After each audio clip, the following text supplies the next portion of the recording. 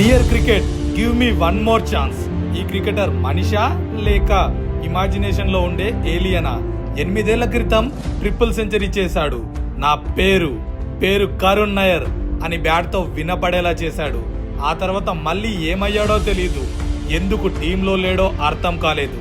Cut చేస్తే 2025 దీనమ్మ ఒక్కో మ్యాచ్ ఒక్కో మిరాకిల్. బాల్స్ మిగిలితే నాట్అవుట్ గా ఉంటున్నాడు, లేదంటే సెంచరీల మీద సెంచరీలు కొట్టేస్తున్నాడు. 7 మ్యాచెస్ లో 5 సెంచరీలు, మిగిలిన 2 మ్యాచెస్ లో కూడా 88 నాట్అవుట్, 44 నాట్అవుట్. మైండ్ పోయే ట్విస్ట్ ఏంట్రా అంటే 7 మ్యాచ్ల్లో 752 పరుగులు కొట్టేశాడు. యావరేజ్ కూడా 752. కర్ణాటక ప్లేయర్ అయిన కరుణ్ నాయర్ ఇప్పుడు విదర్భ తరపున తన ఓన్ టీం మీదకి బ్రహ్మాస్త్రాలు వదలబోతున్నాడు. అమ్మా సెలెక్టర్స్, నా పేరు కరుణ్ నాయర్, మళ్ళీ గుర్తు చేస్తున్నా అని బ్యాట్ తో రీసౌండ్ కాదు కదా, చెవులు పగిలిపోయేలా పర్ఫామ్ చేశాడు. నెక్స్ట్ టెస్ట్ సిరీస్లు, ఓడిఐ సిరీస్లు చాలానే ఉన్నాయి.